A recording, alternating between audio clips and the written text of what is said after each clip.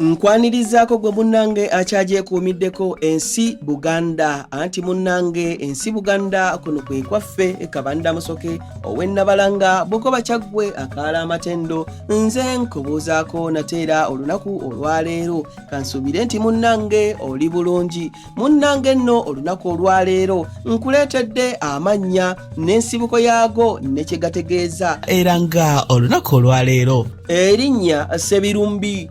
Munnange erinnya Ssebirumbi lituumibwa basajja era nga lino liva mu linnya eriweebwa ebisagazi ebito nga biyitibwa ebirumbirumbi.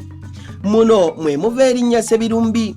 Ebirumbirumbi bino Kabaka byalwanyisa ng'ogumu ku mikolo egikolebwa ng'agenda okutikkirwa Ennaggalabi.